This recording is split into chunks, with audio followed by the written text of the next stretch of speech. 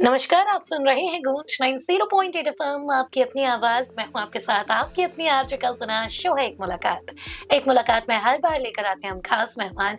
और आज की हमारी खास मेहमान हैं doctor Priya Rudwal, MBBS MS obstetric and gynaecology. Ma'am, बहुत बहुत स्वागत है आपका गूंज में। Thank you so much. तो आज हम बहुत सारी बातें करने वाले हैं मैम से। जितने भी सारे हमारे मन में क्वेश्चन चलते हैं, चाहे वो पीरियड्स को लेकर हो, प्रेगनेंसी को लेकर हो, और भी बहुत सारी बातें हम मैम से जानेंगे। तो मैम, आज हम ये टॉक शो शुरू करें उससे पहले मैं जानना चाहूंगी, लाइफ में हम लोग कहीं ना कहीं से आगे बढ़ते हैं, कहीं ना कहीं से अपनी जर्नी की शुरुआत करते हैं। Exactly. ऐसे में एज अ डॉक्टर आपकी जर्नी कैसे शुरू हुई? See, I am born to a parents, मेरे दोनों डॉक्टर थे. My father was HOD anatomy, then he was Dean Medical College Rewa. My mother was a famous gynecologist. So वो खून में है, थोड़ा सा ये भी कारण था. My brother is pediatrician, my sister is also a gynec. So we are a family of doctors. तो एक तो ये रहता है कि यार यही आगे आपको लेगेसी चलानी है. पर otherwise also I had very keen interest in gynec particularly.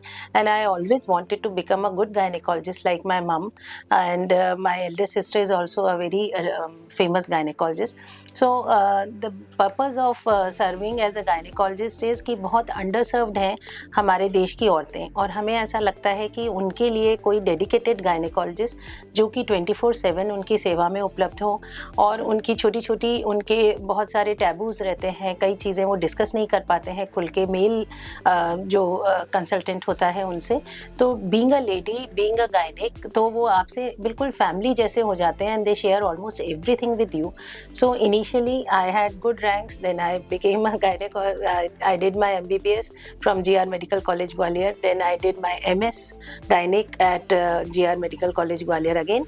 Then I had Lady Harding Medical College में दिल्ली में I had SRship, and then I again came back at Gwalior to serve my own people, and I've been at Cancer Hospital and Research Institute for 17 whole years as an associate professor, and now presently I am visiting consultant Apollo, and we have our own hospital also in the name of Vedansh Hospital. You must have just surveyed it.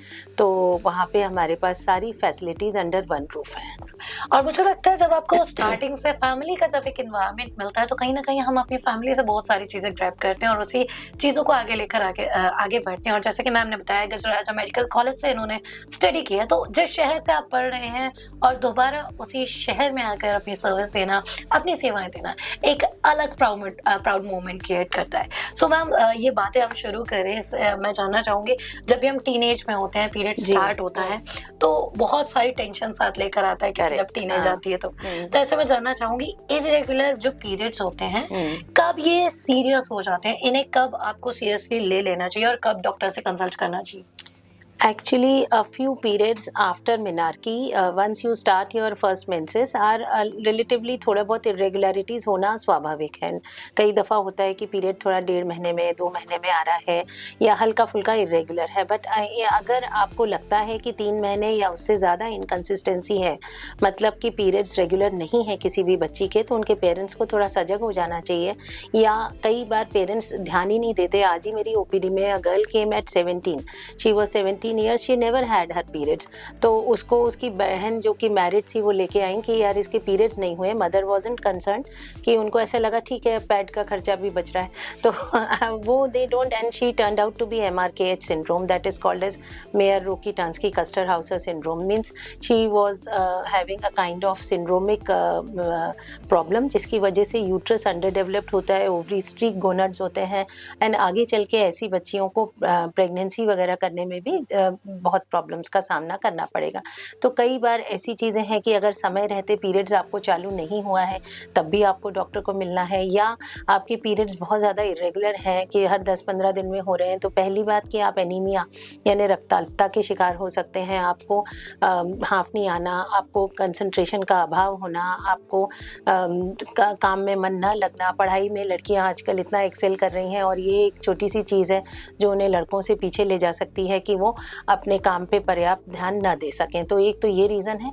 दूसरा PCOD which is very much on a rise due to lifestyle changes, की stress है या फिर आपको इतना pressure होता है आजकल, पीयर प्रेशर, कि भाई कुछ मान लीजिए कॉम्पिटिटिव एग्ज़ाम्स इतना ज़्यादा है कि 25 लाख बच्चे बैठते हैं और चंद मुट्ठी भर बच्चे सिलेक्ट होते हैं, तो they are in so much pressure. और मैंने देखा कि हमारे समय से लेके अब में बहुत अंतर आ गया है कि सारी पढ़ाई, सारा कुछ आपके व्हाट्सएप पे या आपके लैपटॉप पे आता है।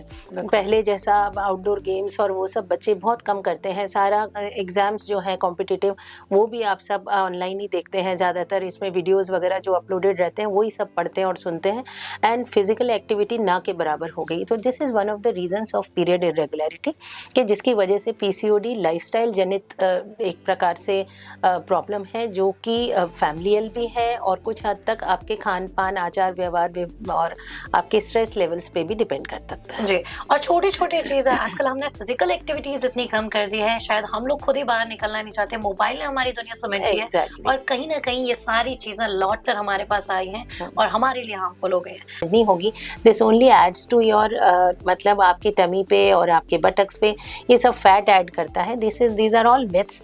अगर आप हेल्दी लाइफस्टाइल मेंटेन करते हो, थोड़ा बहुत अगर आपको कोई कॉम्प्लिकेशन नहीं है, प्लेसेंटा प्रीविया या कोई लो लाइंग प्लेसेंटा या कोई और माल प्रेजेंटेशन नहीं है, तो हाँ, आप छोटा मोटा घरेलू काम करना कर सकते हैं। हस्बैंड के साथ सेक्सुअल रिलेशन भी मेंटेन कुछ हद तक कर सकते हैं अगर आपका डॉक्टर अलाउ करे तो। Long distance travels yes should be avoided, पर आप छोटा मोटा ट्रैवल भी कर सकते हैं। प्रेगनेंसी है, कोई बीमारी नहीं है, ये समझना होगा। और दूसरा कि उसमें अपने को एक्टिविटी लेवल्स ऐसे रखने होंगे कि जैसे हम कहते हैं, बल्कि एक्सरसाइज भी, कई लोग कहते हैं एक्सरसाइज ज़्यादा नहीं करना चाहिए प्रेगनेंसी में। नहीं, कुछ चीज़ें हैं जैसे लेटर मंथ्स ऑफ प्रेगनेंसी में मैं कहती हूँ डक वॉक करिए आप, या आप बैठ के लमाज एक्सरसाइजेस के, हमारे पास अपोलो में हम लोग सेशंस भी लेते थे जिसमें हस्बैंड्स को भी इन्वॉल्व करते थे, तो उससे भी आपकी पेरिनियल लैक्सिटी होती है। आपको उस वक्त जब डॉक्टर आपसे बोलेगा पुश, तो that time you are actually able to push. Otherwise उनको लगता है ये डॉक्टर ही खींच के निकाल ले, हम तो लेटेंगे मजे से। तो ऐसा नहीं है। तो लोगों में आचार व्यवहार विचार में परिवर्तन है, वो भी एक रीज़न है। आम लोग समझते हैं कि शायद डॉक्टर्स अपने कन्वीनियंस की वजह से सिजेरियन रेट हायर है, लेकिन नहीं। आपके खान पान में परिवर्तन, आपके घर में जो टॉयलेट बने हुए हैं उसमें परिवर्तन, आपके भोजन शैली में, आपके लैक ऑफ एक्सरसाइज की वजह से, आपके समय समय पर सप्लीमेंट्स प्रॉपर ना लेने की वजह से भी कारण है। ऑल्दो येस, LSCS सुविधाजनक होता है पेशेंट्स के लिए भी और डॉक्टर के लिए भी, बिकॉज इसका टाइम शेड्यूल सेट है। और इसमें अपने को नॉर्मल डिलीवरी में you never know, you may end up in complications at times. जैसे कुछ केसेस में तो अनअवॉइडेबल है कि मान लीजिए उल्टा बच्चा है, आड़ा बच्चा है, आवल नाल नीचे है, या कोई और कॉम्प्लिकेशन है, या हाई बीपी है, या IUGR है। कई रीजंस हैं जिनकी वजह से जेन्युइनली सिजेरियन इंडिकेटेड है। आप लाख झाड़ू लगाइए, पोछा कीजिए, लेकिन फिर भी अगर नीड है तो वो करा जाएगा, और अगर नीड नहीं है तो unnecessary sections should be avoided. जी, और बहुत सारे मिथ है कि भाई सी सेक्शन आजकल कॉमन कर दिया गया है, लेकिन कहीं ना कहीं जैसा कि मैम ने बताया, आपकी फिजिकल एक्टिविटीज, आपकी डेली लाइफ पर, डेली लाइफ रूटीन पर ये सबसे ज्यादा डिपेंडेंट है। आप जितना डॉक्टर की सलाह मानेंगे उतना ज्यादा अच्छा आपके लिए होगा, क्योंकि इंडिया में हम डॉक्टर की सलाह बाद में लेते हैं, पहले खुद डॉक्टर बनते हैं। तो डॉक्टर नहीं बनना है, डॉक्टर की सलाह जरूर ले जब जरूरत हो। मैम, इसी के साथ बहुत सारी बातें हमने आपसे की, बहुत सारी बातें जानी। जाते जाते ग्वालियर को क्या कहना चाहिए? आपका बहुत बहुत धन्यवाद है कि मुझे आपने चुना इस काम के लिए, कि लोगों में जागरूकता अपन बढ़ा सकें। मिथ्स की बात चली थी तो एक बात छोटी सी छूट गई, कि लोगों में ये भी मिथ रहता है कि once the patient has delivered, कि अब तो डिलीवरी हो गई, उससे पहले वो खाना बहुत दबा के खिलाते हैं मदर इन लॉ, कि बच्चा पेट में है तो दे थिंक कि उसमें यू शुड ईट फॉर 2, कि आप 2 लोगों का खाना खाएंगे, लेकिन ऐसा ज़रूरी नहीं है। बल्कि प्रेगनेंसी में आपकी रिक्वायरमेंट 1000 किलो कैलोरी की होती है, and after pregnancy postpartum lactating woman, यानी स्तनपान कराने वाली माता की जो कैलोरी नीड्स होती हैं वो 1500 किलो कैलोरी होती हैं। तो ये ज़्यादातर लोगों को मालूम ही नहीं है कि बच्चा को ज़्यादा भूख लगती है तो उसको अपने को एडिक्वेट खाने को देना है। नमक का परहेज करते हैं, कई लोग समझते हैं नमक से टाँके पक जाएंगे, चाहे वो नॉर्मल डिलीवरी के टाँके हों या सिज़ेरियन, नहीं ऐसा भी नहीं है। कई लोग कहते हैं टाँकों पे पानी मत डालिए, उसे धोइए मत, नहीं तो पर बल्कि वो हाइजीन आप नहीं रखेंगे तब ज़रूर वो खराब हो जाएँगे टाँके। तो you have to maintain adequate hygiene postpartum 1, 2 आपको डाइट पूरा लेना है और बच्चे को अच्छे से फीड करना है, कोई ना कोई कैल्शियम, विटामिन डी सप्लीमेंट्स भी लेना है और इन जनरल आपको डाइट जो है जच्चा की, मतलब पोस्ट प्रेगनेंसी वाली लेडी की प्रेगनेंसी के बनिस्बत थोड़ी सी एक्स्ट्रा ही रखनी है ताकि बच्चे के लिए एक स्वस्थ फ्यूचर का निर्माण हो सके। जी।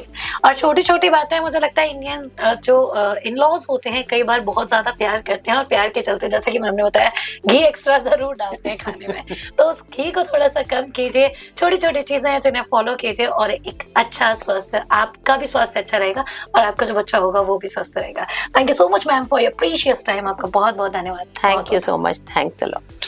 सो गाले राइट्स, ये था एक मुलाकात में आज का सफर। अगले हफ्ते फिर होगी आपसे मुलाकात एक नए मेहमान के साथ। तब तक आप कहीं मत जाइए, सुनते रहिए मेरी यानी कल्पना के साथ गूंज 90.8 FM, आपकी अपनी आवाज।